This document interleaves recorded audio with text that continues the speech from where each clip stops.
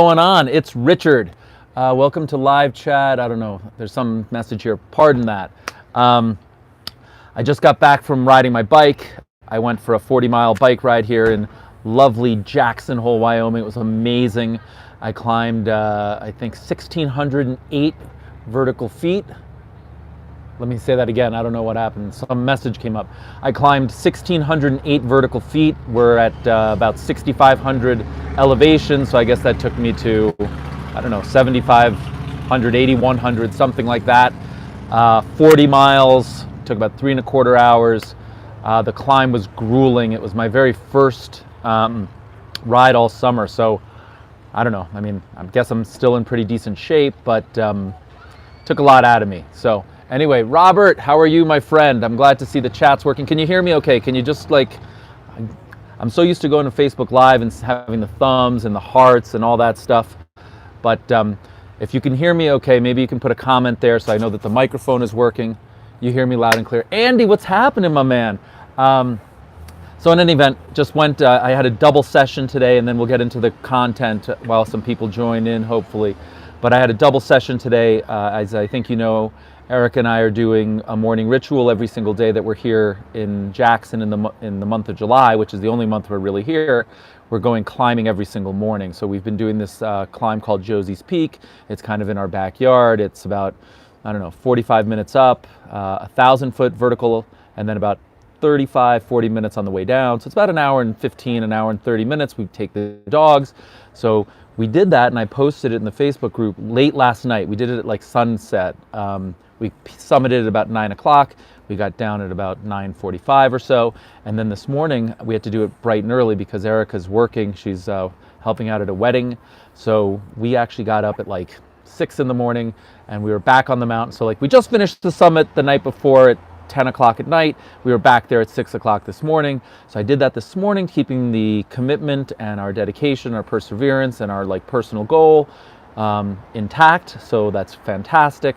And then this afternoon, I had the real desire to get back on my bike. It's been a long time, and I absolutely love cycling, and it's gorgeous out here. I posted a photo in Facebook. Any of you that are in the Facebook group, you can go check out what like the backdrop looks like with the snow-covered mountain peaks. And the Tetons and the Snake River. I mean, it's gorgeous. So I did that this afternoon. So hike in the morning, bike in the afternoon, 40 plus miles. I mean, it's just, we're going to get fit, friends. Like it's on, and super excited about that. But what I wanted to talk about a little bit on this live was something that happened to me today, which was really cool. Hey, Rodney, how are you, my man? Something that happened to me that was completely unexpected, and you know, it's like these things in life that you experience, you can't plan for it, it's unexpected, you don't know what's going to happen or why it's happening. But you know, we've been sending out emails, sort of encouraging people, letting people know, inviting people, whatever the right words are, to my live event in Nashville. And somebody replied back, I think 2 or 3 days ago, to one of the emails, and it just said like, call me, and then their phone number, and their number was in the UK.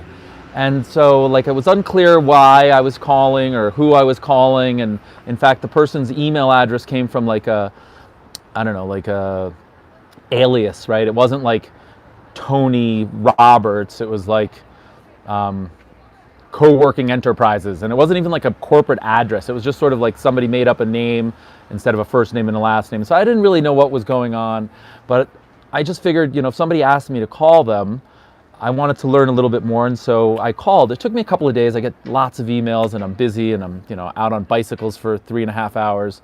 So I picked up the phone this morning. I called the United Kingdom, and a gentleman answered, and I said, "Hi, it's Richard Fertig. You know, I'm not sure who I'm calling, but I was asked to call this number." And the gentleman, and we're going to keep all of his privacy intact, was a gentleman by the name of James, and he answered the phone, and he was just like, "Oh my God, I can't believe you called me." And I said, "Well, why wouldn't I call you? You asked me to call you, right?" And he said, "You know, I just see how well your channel's doing and the growth, and you're building out your team, and these emails are coming out, and I just kind of figured that you weren't really actually involved or reading the emails. I just thought, we see so many of these spammy emails and Ty Lopez type stuff, and it's just like, I don't think you're like that. You're way more authentic and caring and genuine, but like the emails were coming and regular, and I just kind of thought it was nonsense. And so I just replied and wanted to see if this was actually you. And so I was like, well, yeah, it's actually me. And, yes, my team is growing. And yes, some of those emails are written by others on my team, and we work on them. And, I try and get my language and my personality into those emails. So they are personalized, but I'm not writing every single one. But I think that the content is really good. And I think the stories, come from a lot of my Facebook Lives, and they're transcribed. And so, this is what happens as you scale a business. And you as a short-term rental entrepreneur need to realize that, right? So like if you were cleaning your home when your guest from a year ago came, and you're no longer cleaning your home, which you should not be doing if you're growing your business and you're scaling, well, yeah, there might be subtle differences. The way that the maid makes the bed might be a little bit different, or the way that she leaves the bathroom might be a little bit different, but you're still captain of the ship, you're still in charge, you're still responsible, you still have oversight, you're still involved. And that's what I was basically trying to express to James, was that that's what was going on. So let's fast forward, because that's just the backstory. But I literally spent an hour speaking to James, and it was just so rewarding. It was just so cool, because I put out all this content for years, and I don't know James from Adam, right? Like, he's never reached out to me, he's never emailed before, he's never contacted me via Instagram or Twitter, or we have no relationship, so I don't know him at all. But as it turns out, like, he knows me a lot, like really, really well. I mean, he's a big fan. He's watched all of my videos. He's been watching for years. We talked about the transformation of Richard, the person, and Short-Term Rental University, the channel, from when I launched in New York City, and he was joking that I had short hair. I love my hair in the ponytail for the bike ride. So James, if you're watching, like, look how short it is, my friend.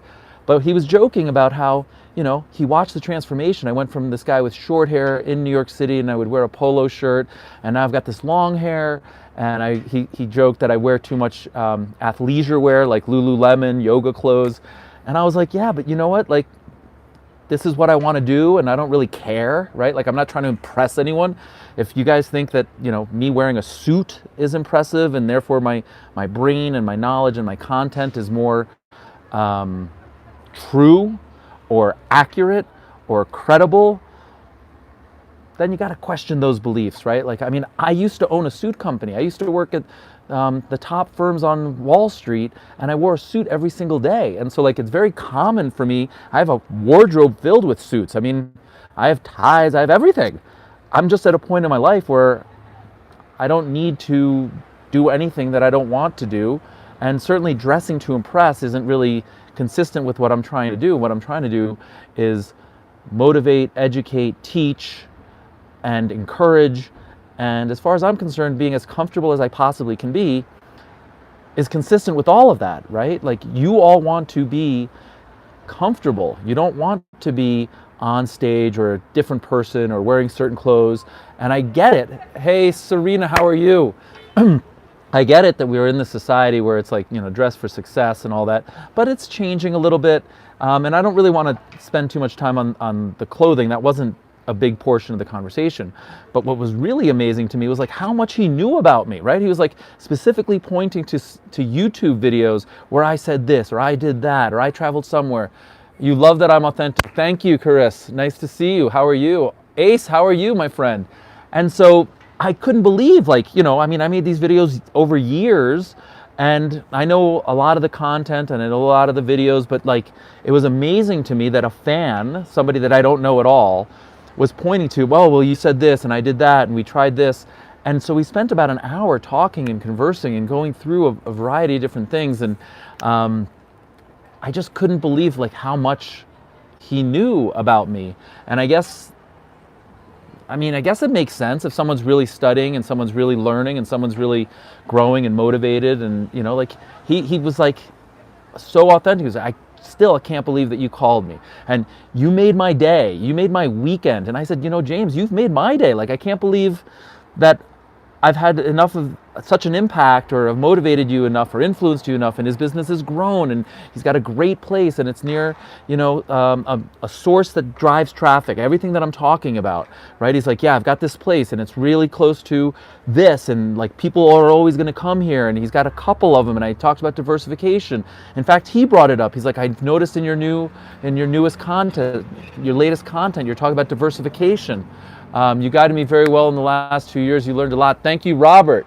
You're doing great, but we can always do better. That's the attitude, right? Like, we're always learning, we're always growing, we're always stretching, like no matter where we are. And by the way, this is really, really important, and I try and stress it in my videos, but I think it's really important. When we're talking about like doing well, we're talking about whole person, right?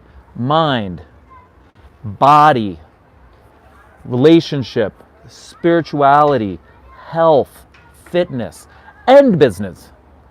And if you think about it for a second, it's an ecosystem. So if you get all of those things improving and moving in the right direction, believe it or not, whatever's like the weak link will improve. So let's just say that business is the weakest link. You really want to make a lot more money, and short-term rentals are the way that you're going to do it. Well, if you improve your health and your fitness and your mind, and you start growing, and you improve your relationship, and you improve yourself emotionally and spiritually, and you start to grow like your whole person, believe it or not, your business will grow. Period. Like, I don't care if you don't do anything different in your business, but you will actually start to think differently, behave differently, communicate differently, interact with humans differently. If you're a happy person and you're engaged and you're in a wonderful relationship and you're taking care of your body and you're eating well and you're taking care of like your mind and your spirituality, and you're like all of these things, it's like an ecosystem. It's like a fish tank, right? So you have this fish tank, you've got plants, you've got fish, there's gravel, there's water, there's filtration, there's food that you put into it, there's excrement that the fish, produce. And so it's this self-contained environment, and you can't have too much food in there, or you can't clean the water, infrequently. You can't have too many fish in there. You can't have too many plants, right? It's a balance. Sorry, my phone just notified me, 20%. This always happens to me. My phone is always like low. But anyway, the point is, I want to encourage all of you to think about success. And I think this was predicated by Ace's comment, which I thought was spot on, right? Like, he's doing really well, but there's always room to improve. And so if you're doing really well in, say, business, then let's work on fitness. Let's work on your mind. Let's work on your spirituality. Let's work on your relationship. Let's work on these other elements, because believe it or not, it'll all spiral towards the positive. But I just love the way he said he's doing well, but there's always room for improvement. So anyway, and that's, like what I'm doing, right? Like, I mean, I'm out here, I'm in Jackson, I'm here by design. I love being outdoors. I'm outdoors every single day. I have an entire calendar for the month of July, what I'm doing, where I'm doing it, so on, to make sure that I'm actually satisfying like my personal needs, desires, beliefs. So tomorrow morning, Eric and I are going hiking again. It's got to be early, because at, I think it's 10 a.m. we have a private golf lesson. Then we're going to have lunch at the club, and then we're going to play 18 holes in the afternoon. And then the next day, I think tomorrow's Sunday, I think the next day is Monday. Monday we have a 9 a.m. golf lesson and 18 holes. And so like we're just doing it all, right? And we're climbing earlier, and we're going golfing, and we're taking care of the dogs, and we're working on STRU, and I've got the OBX project that's like breaking ground in the next couple of weeks. I'm just waiting for the U.S. Army Corps of Engineers has to certify a new wetlands line. So like I'm waiting on that. My dogs are barking, and I'm not sure why. Hey guys, shh. Sorry about that. So tons of stuff going on, and the point here is that like, you just do it all, right? Like, you don't make excuses, you don't sacrifice, you don't skimp out on the working out, you don't say I'm really busy at work, and so like I'm not gonna work out. If you think about that ecosystem, if you're not working out and you're not taking care of yourself, and you're cutting corners and you're like cutting yourself short, I mean, you tell me what's gonna happen. So to put a conclusion on James, I can't tell you how rewarding that was, right? Like, I had no idea what was going to happen. I just thought I'd call this guy. I thought I'd probably get his voicemail, and leave a message, and I had no idea. Instead, I found that, he was a really big fan. He's watched every single one of my videos. He knows all of the videos. He even detected very subtle things about changes in the content, right? He's like, you started off with a lot of short-term rental tips, and that was super helpful for me. And then you moved into some more inspirational stuff, and you mix it with the short-term rental stuff. And, he's like, that's been really helpful. And, he, like somebody said earlier in the comments, he said, he can spy a scam artist miles away, and that too often there's these gurus that are trying to help you and whatever, but he just views them as, I don't know, I guess phony or for their own self-interest. And he said, and I really appreciated this. He said, you are really authentic. You're really transparent. You're just telling it like it is. You don't have ulterior motives. You really just want to see us grow and achieve. And you've been doing this for years and put out hundreds of videos. And, I don't know, it's true, but it's so cool to hear it from somebody that is a total stranger across the pond. We spoke a lot about my visits to the UK and London and how I used to work there and so on. Then we spent a lot of time talking about diversification and why that's so important. Then we spent a little bit of time talking about STRU live in Nashville. And he was apologetic. He said, listen, I've got a vacation in Greece, so I can't go, but otherwise I would be there. And he invited me down to where he's vacationing at Christmas time in Barbados. And it's just, it's like my mind's blown. I'm just calling somebody, and next thing you know, an hour-long conversation. So anyway, that was the conversation. I wanted to share that with you because I think I'd love to get to know each and every one of you, right? Like in my next phase of short-term rental university, I want to go deeper. I want to get more personal. I want to know you guys. I want to know what's holding you back. I want to know what your fears are. I want to know what your goals are. I want to know what your aspirations are. I want to try and devise content and programming and so on that enables you to achieve that, right? That's my satisfaction. What I'm sitting here telling you is how great it was to hear from James in his own words what I've done for him, because too often I don't really know, right? I get a lot of emails and so on, but that's different. An hour-long conversation with somebody one-on-one where we're just chatting and connecting was really, really rewarding. So wanted to share that with you. Now I'm going to go look at some of these questions and comments because I've been lax. If you guys have more, keep going, because now I'm going to do some of this stuff. And I got 5 thumbs up. Can I get some more, please? I'd really appreciate it. That's one thing that I think Facebook does better. It gives us the feedback. We can see the engagement. We can see who's liking stuff. Robert, we talked about. Andy, how are you? Ace, you retracted it. Brother, what's going on, man? You embarrassed? Robert with the thumbs up. Mirafar, what's happening? Trying to get to the next level like always. Dude, that's just it. Whatever level you get to, there's always something else. And that's what people don't quite comprehend about income, right? Everyone fixates on, I need to get a better job, I need to make more money, and you have these goals, and I've talked about it a little bit. I should probably film a video, but you'll never get rich making money. Andy, you follow? You will never get rich making money, because here's the truth. Once you make money, you find really great ways to spend money. So the only way that you get rich is by saving money, by investing safely, wisely, conservatively, through diversification. You understand the risks that you're taking. You know what risks you're seeking. You're creating this complementary portfolio. And once you start saving money in that regard, and you have this portfolio of income producing, it could be short-term rentals, it could be stocks with dividends, it could be anything. Once you create this portfolio that is now generating returns, now your money is working for you. So you can go on that bike ride or play golf or do whatever because your money is working for you. And so what too few of us recognize is it's not how much money you make, it's what you do with it, right? And I'm not talking about spending lavishly. I think everybody knows not to do that, and yet we still do it. But it's well, how much are you saving and what are you doing with it? And there's a world of difference between getting 2 3/4% in a 30-year bond or less than 2% in a 10-year bond. And we're in this environment where it's low interest rates, kind of zero interest rate environment globally. So bonds are super risky. Everybody thinks bonds are safe. That's what we've been taught. Incorrect. Right now, with interest rates as low as they are, bonds are about as risky as they can get. Now, stocks are super risky too. We're at all-time highs. And so, we have to start thinking about this late cycle that we're in. We're at the very tail end of what's the longest bull market in, I think, American history, right?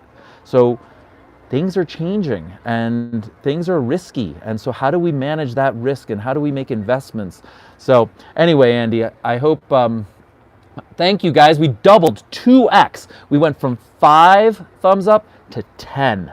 Look at that, 100% return. Thank you, friends. Let me see here. You want to go to Nashville? Come.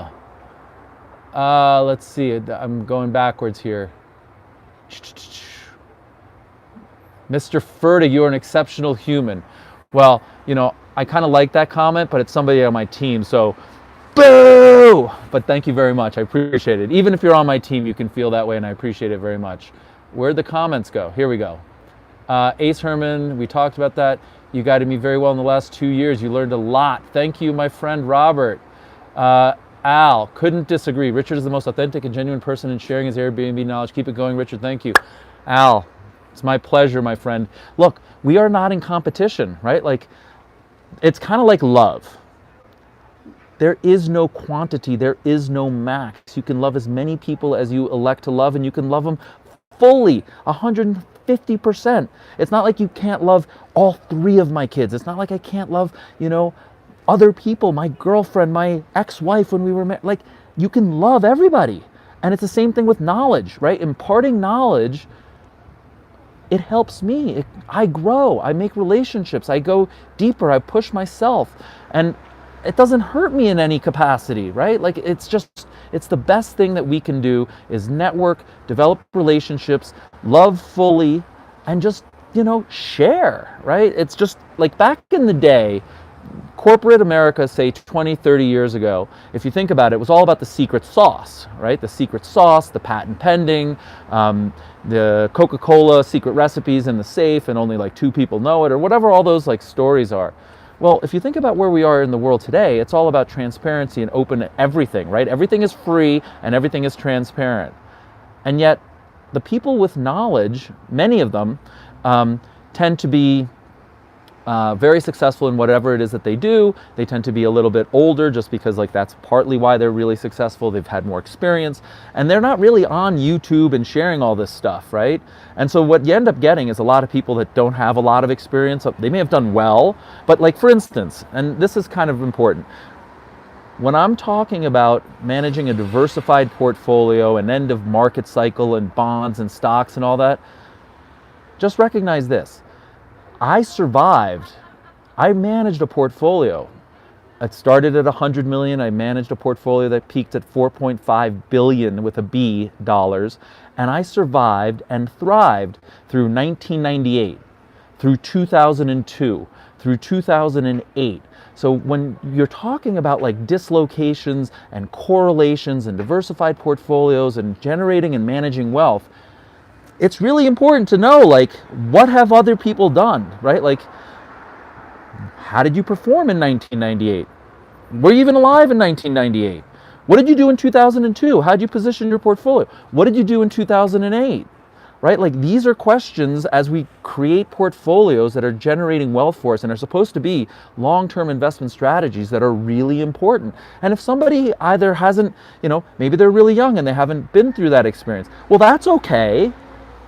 But when they go through it, are they prepared? And that's the kind of thing that I think is really important when I talk about diversification in your portfolios, in your short-term rental portfolios. I'm going to give an example. There's 2 examples I'm going to give. One was a YouTube comment. I forget the gentleman's name. It's like Valcom or something.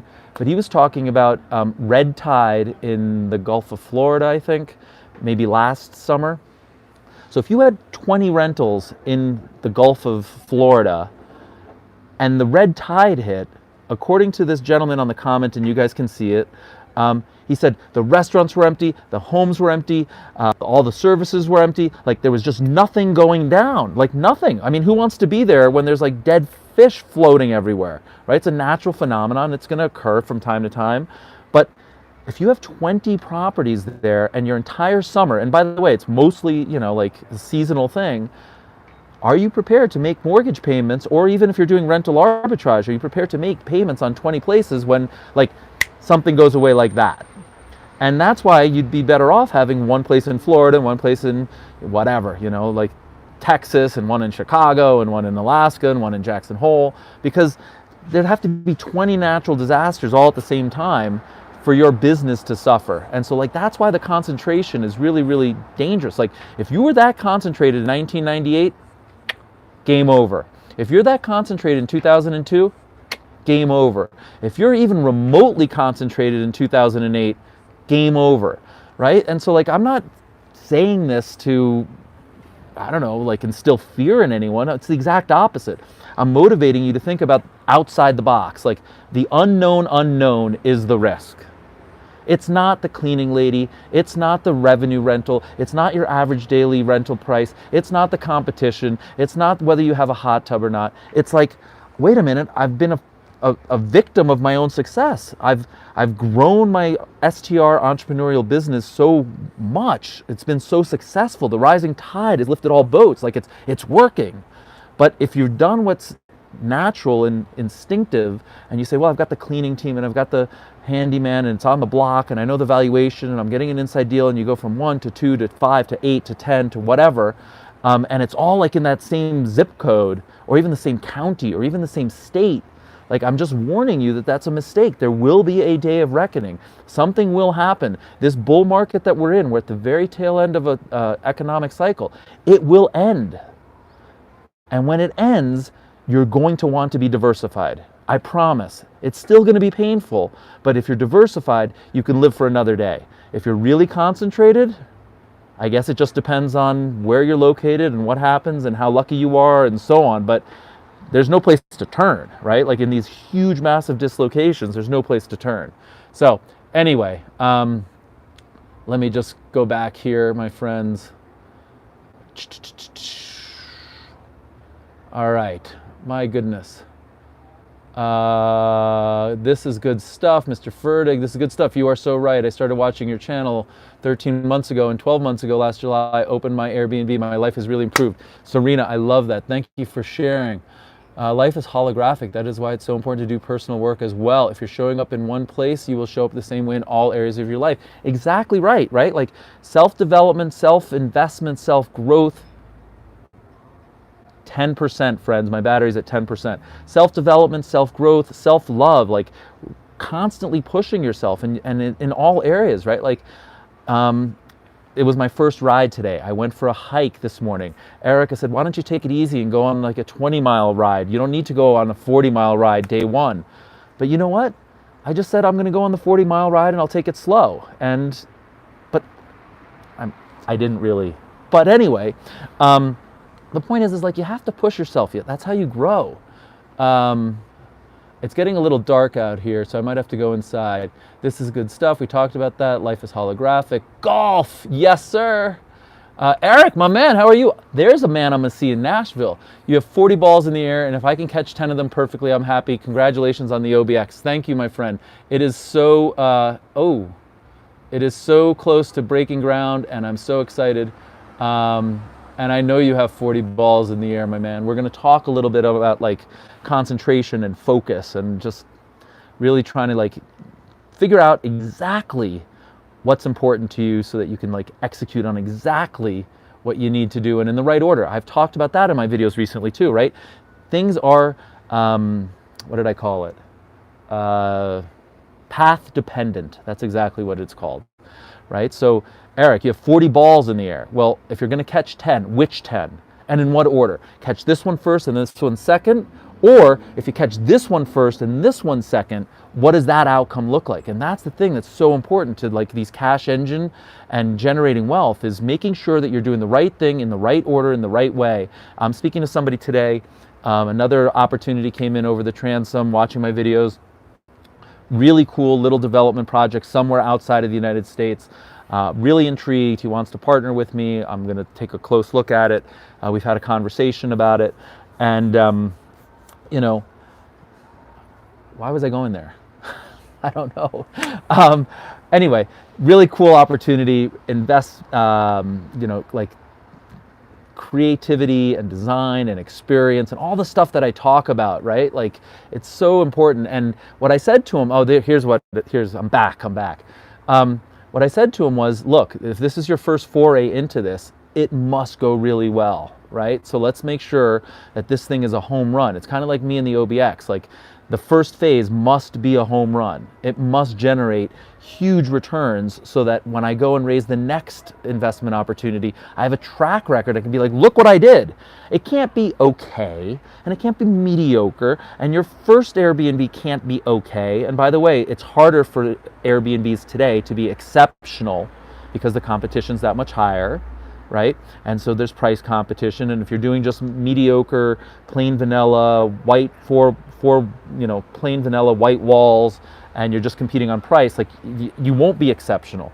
So that's what I was expressing to this gentleman, is like, look, this first one must be exceptional. It's got to be a home run, because if you do this, it will change your life forever, right? There will be a second one, there will be a third one, and the second one has to be a home run too, and the third one has to be a home run. And not until you have, a string of hits do you get like a mulligan, sticking with the golf terminology. So it's path dependent. And if you think about it, whether you're developing these opportunities or not, your Airbnb strategy, and we'll use Eric, my friend, who's going to walk you exactly through this in Nashville. You got 40 balls. Which ones should we be looking at? And in what order? And which is the most important? Because once we nail the most important one and it's absolutely working well, that's going to lead to success in the second, or in your case, I know you have many of them. So it's even more important to be focused, right? Because you could be distracted. So it's critical that you're focused and you know exactly what you're doing and in what order, and that the success is there. Let's see here. Okay.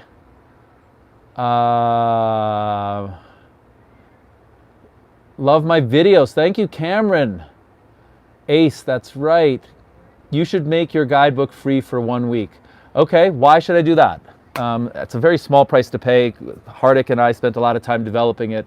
It's like $9. But I mean, I'd love to, I'm open for anything. Let's just be really clear. The $9 doesn't really move a needle. It just sort of offsets some of the development costs and the hosting costs and so on. But it's not like it provides much of a lifestyle enhancement for me. Mauricio from Long Beach, how are you, my friend?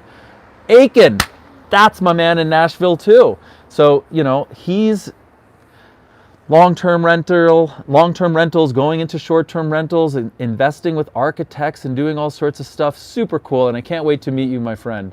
Passive income needs to be more than earned. To people who want it, talk investing. Dow headed to 40,000 per Martin Armstrong. It could. I mean, anything is possible.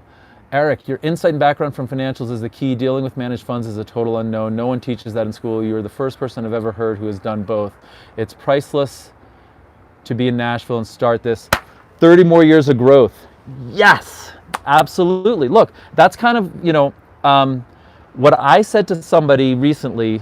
They're trying to help me, and I'm investing in myself, and I'm paying them to coach me and mentor me and make it so that I'm more effective teaching you, right? I'm putting my money where my mouth is, and that's what I said to him. I said, look, the people that I interface with at Wharton Business School or at the Blackstone Group or in my hedge fund days, like, they all think I'm crazy for being on YouTube, right? They're all still protecting that secret sauce. They think that they've got something that no one else has and that they don't want to share it, and they're competing, right? They're competing with like the next fund, and they're competing with the guy at the next desk. And so like, they don't necessarily want to share, and they certainly don't want to share on like YouTube or in Facebook and just disseminate like, here's the kimono, here's the secret to generating wealth, which is diversification and knowing what risks you're in and making asset allocation decisions from the top down. Which asset classes, which subclasses, and then making bottom-up investments. Which investment particularly, which security, which stock, which Airbnb location, right? And that's what we're talking about. And I keep saying it's so important, and that's what we're going to teach. One of the things we're going to teach in Nashville is how to know with absolute certainty that the cash engine that you're buying is in fact a cash engine. Because if it turns out that it's not a cash engine, it's just okay, you just like stub your toe, right? You're not growing for 30 years, which is where Eric's point. You might grow for a year and then have a headache and then never add that next unit. But if it is in fact a cash engine and you have absolute certainty and conviction, I'm going to teach you exactly how to figure that out. Like literally the tools that I use, the framework that I use, the calculators, everything. Then you can buy that one, turn it into a cash engine, take the cash, reinvest it into the next one, make sure that's a cash engine, and on, right? Like it's pretty straightforward. But thank you, Eric, I'm with you. The storm is coming, few are prepared. Bad boy, you're right, my friend. Like winter is coming. Winter is coming. There's no doubt about it. And very few people are prepared. And most people don't even know to think about it. So you're right. You're witnessing downturns in subprime, auto, and housing lending. Housing valuations hit their high months ago and are headed downwards.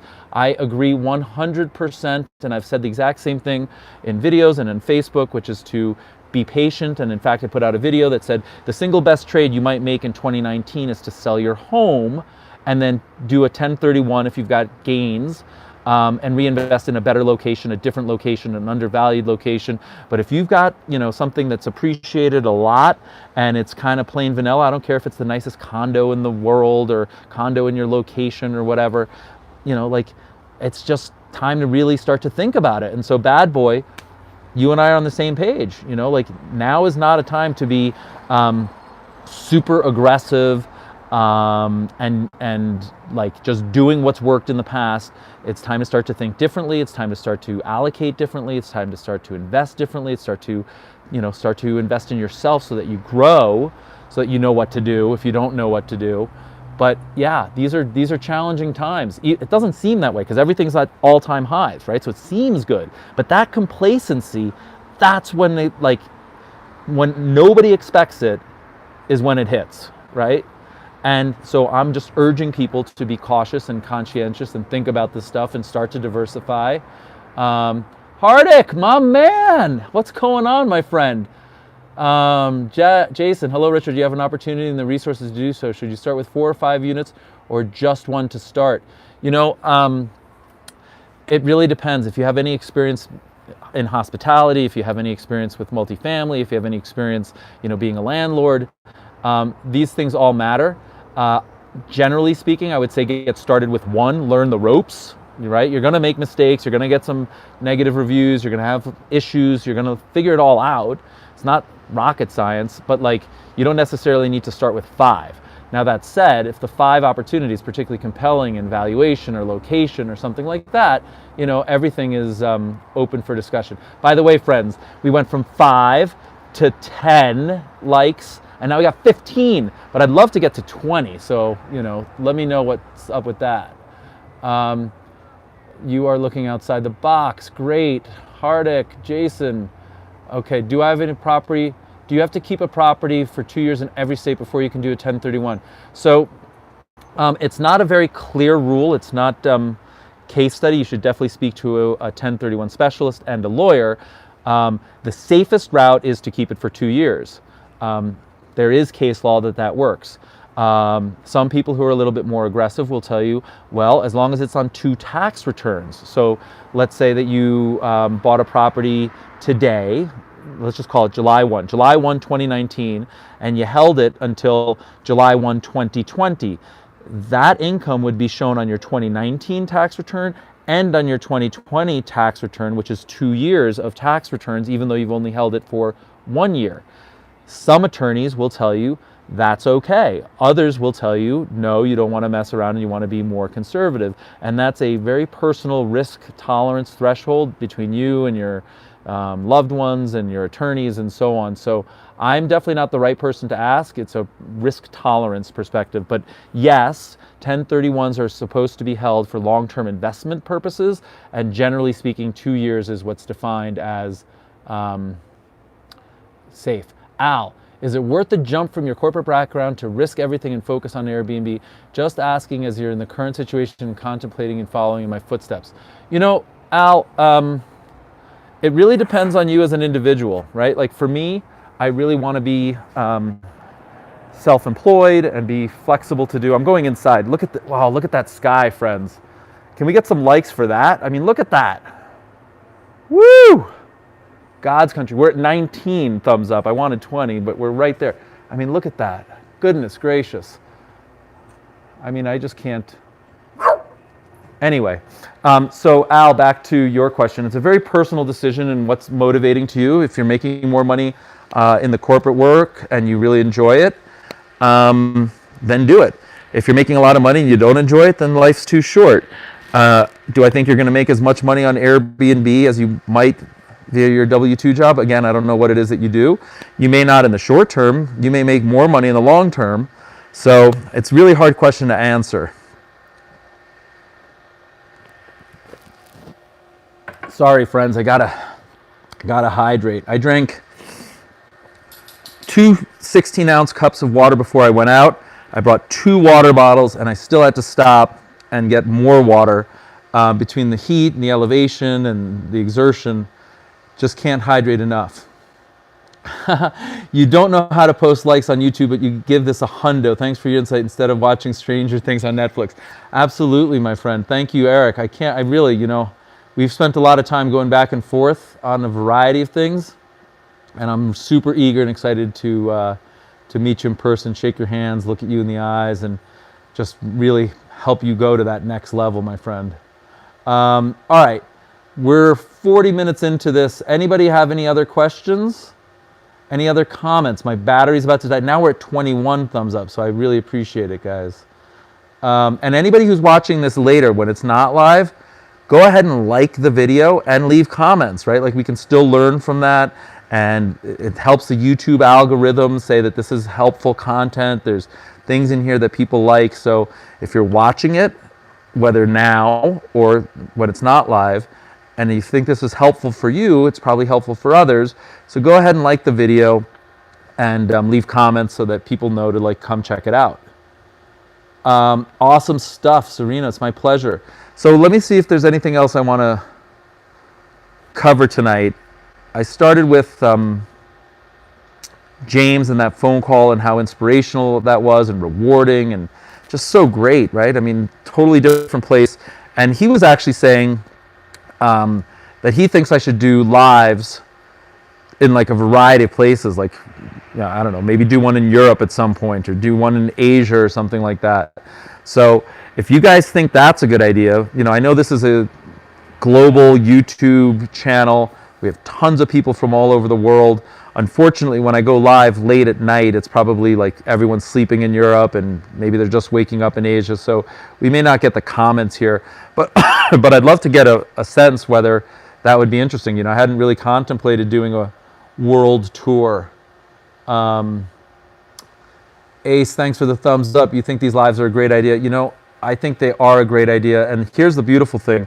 We're having our call on July 9th for the attendees of Nashville, where we're going to go through,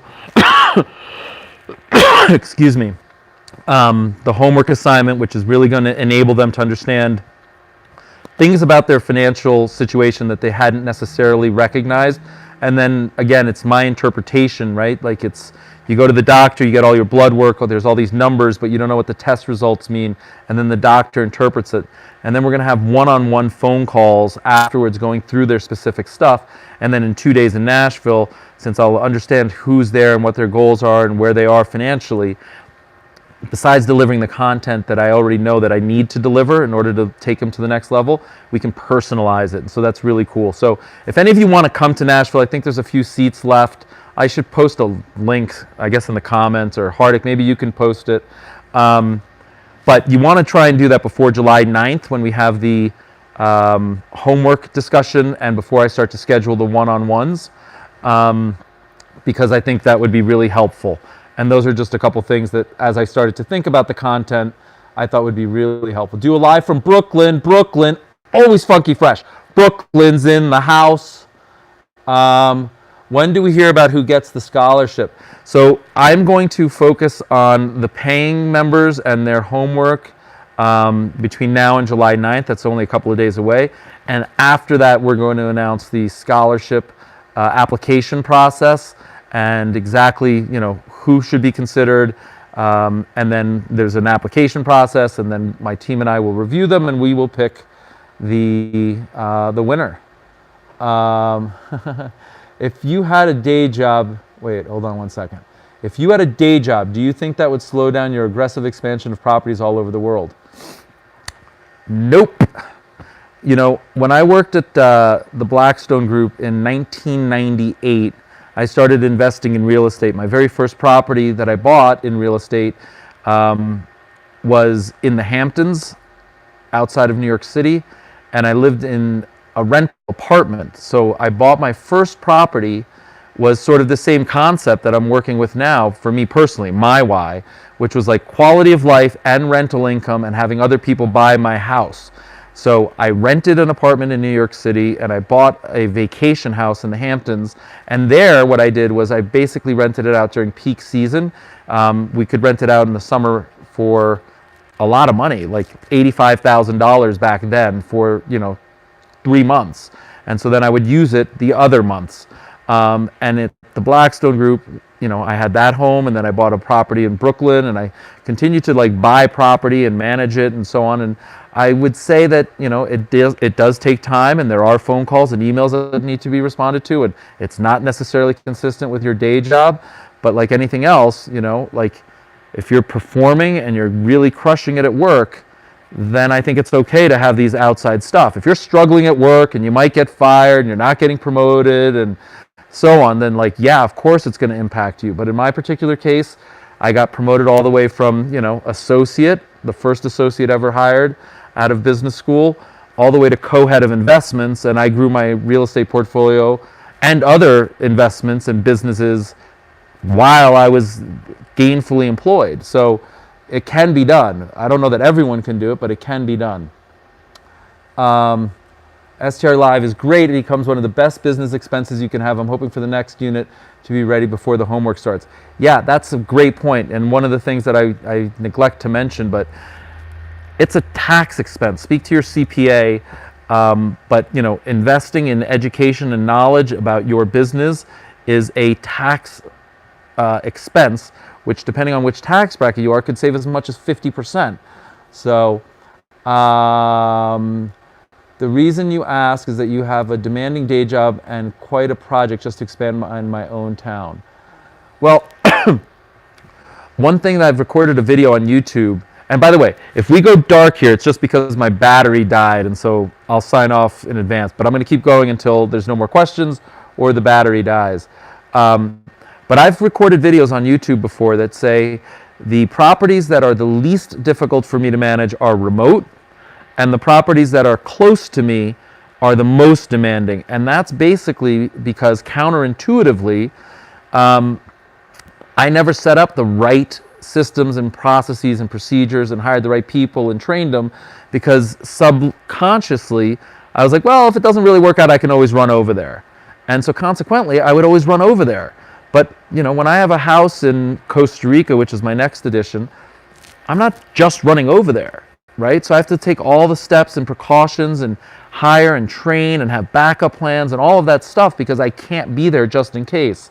So I forget who asked this question. Let me see if I can. Got Worms 1. So my point is, if you change your mindset and you think about it slightly differently, proximity could make it more difficult for you to manage your day job, because you're constantly thinking or running, or people are communicating with you, because it's local. This proximity thing is a fallacy, can actually work against you. So just think about your mind shift a little bit. Which area of Brooklyn did you have an Airbnb? I don't have an Airbnb in Brooklyn. I had investments in Brooklyn back in the 1998, 2000. Great, love the live video, very insightful, thanks. Yeah, I'm telling you, it's counterintuitive. People think it's risky, and it's not. And that's one of the reasons that I want to focus in Nashville and in some of the content that we're producing on making sure that people understand the importance of diversification, geographic, right? Like I mentioned earlier that I might be doing this project with one of our followers who contacted me, and it's outside of the United States. So that would be outside of the United States. My newest project, touch wood, I have contracts that I have to execute probably Monday for a small boutique hotel in Nosara, Costa Rica, and a single family home in Nosara, Costa Rica. So those are outside of the United States. This other project is in a different country outside of the United States. And so I have enough concentration here in the United States. I'm a big patriot. I love America. God bless America. I couldn't be more proud to be American and Costa Rican. But at the same time, like, I'm not sure I'm loving the country and its direction and the politics and the trade wars and the dollar devaluation and inflation. And, it's just like, I don't know. Might be time to spend some time and energy diversifying. Here we go. Thank you for what you do, Richard. What are your thoughts on the Fed and the rate cuts? I think that they're likely to occur, even in spite of the strong jobs number that came out last week. That's the next step. I think the next step is towards rate cuts, not rate hikes. But here's the thing, that's just inflationary, right? So it's going to try and add even more valuation to already high-priced assets. So it could be even more dangerous. It might be necessary, but the side effect of it is it could be even more dangerous. And so when the bubble does in fact burst, it could be even more painful. Like, 2008 was as painful as it gets. That was like the Great Recession in the 1930s, right? 1998 was an external shock. It was really painful, but 2008 it's like an earthquake. It was just more, it was much stronger. Let's see here. Nosara. Serena, that proximity subliminal thing is interesting. You know what? It's not just you, Serena. Everyone does it. Everyone thinks that doing things close to them and then scaling and growing close to them makes a lot of sense, and there's economies of scale and there's efficiencies, and those are all true. So everyone's thinking is correct. But what people don't know is the unknown unknown and the risk that you're taking by having all your eggs in that one zip code, that one state, that one country.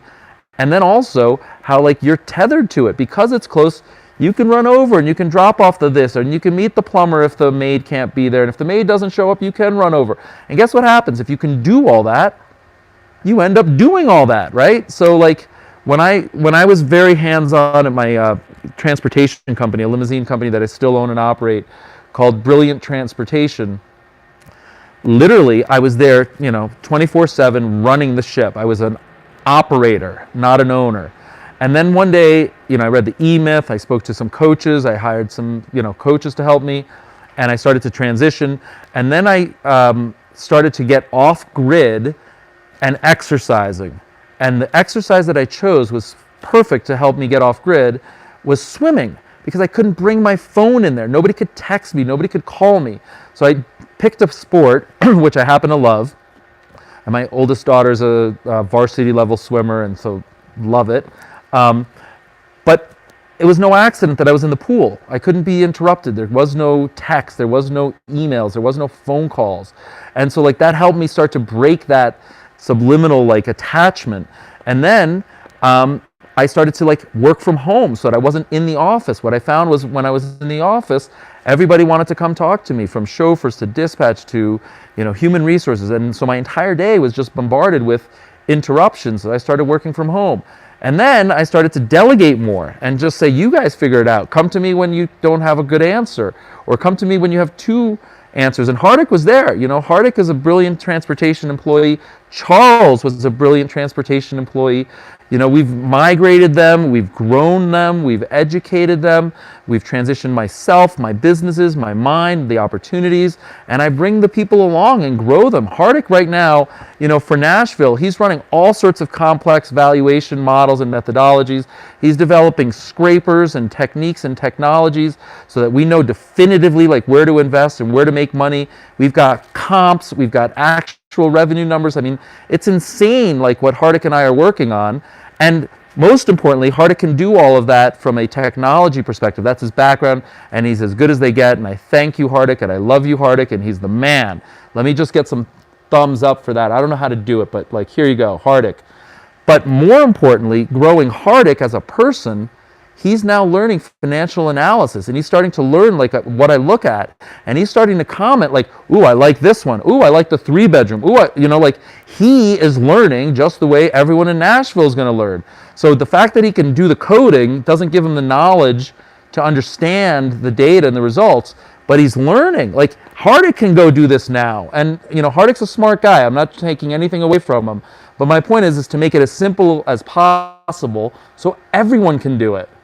Um, Hold on one second. You need your advice. You have a home, mortgage free, 2100. Would you recommend to sell this house and buy two different properties in the same areas or maybe even the same area? Ace, what I would recommend is take a cash out refinance or a home equity line of credit.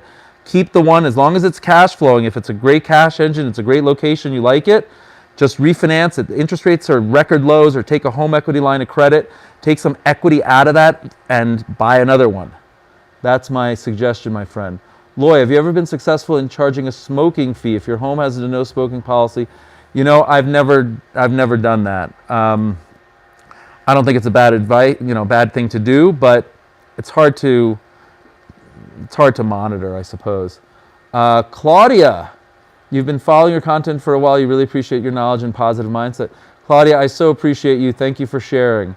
Any advice to start networking and building your own group real estate investing? Yeah, come to Nashville. There's going to be 36 entrepreneurs at all various stages. Some are just getting started. Some have millions of dollars in multiple properties, and they're looking for people and investments and deals, and there's some deals there, and that's exactly how you do it. Find a like-minded tribe of people and grow together. I'm trying to find these comments here. So yeah, come to Nashville. Hardick, there you go. Assuming you have a professional managed portfolio, does an Airbnb property provide a real hedge against inflation? Or are you saying international property would be another hedge? So I think real estate in general is a good inflationary hedge, right? It's an asset, so it will increase in value too. Income producing real estate is even more of a hedge because you can charge more, right? So if your normal rates are 100 and we're in an inflationary environment, you could charge 110 and keep up with inflation. So that income producing component, and the fact that we adjust our rates nightly as opposed to annually, or in commercial every 10 years, is a great inflation hedge. It's the shortest duration asset we have in real estate. Daily rate changes is just phenomenal for inflation. But what I was saying, Eric, is you want to diversify against all things, right? So think of every risk that happens in your home. There's the weather, there's natural disaster, there's the dollar, there's your city, there's your county, there's your state. And if you can start to identify, and we'll walk through this in Nashville, all of the different risks, then you can say, okay, well, here's a complementary addition to my portfolio that actually counteracts those risks, right? And it's a very different way of thinking. That's the way I add securities to my stock portfolio. That's the way that I add real estate to my portfolio. Is what risks am I introducing, and what risks am I reducing, and what is the rate of return? Let's see. We love Hardick. Yeah, I know. He's the best. Back along, I thought I understood you were creating a way for us to form websites. I was dreaming. No, Serena, I said this in the Facebook Live the other day. It's 100% available. We have, a dozen or 2 dozen beta testers who love it. They keep giving us great feedback. They also keep asking us for modifications, and Hardick's making them. And I think the last one came from one of our followers, Anthony. He wanted the ability to send a quote to someone. So somebody says, how much would it be to stay for this week? And there's a way to email it. And I think you can probably, if I know Hardick, you can probably click on it and then do the booking automatically and so on. So it's totally available. It's totally working. It's working really well. We have a dozen or 2 dozen beta testers.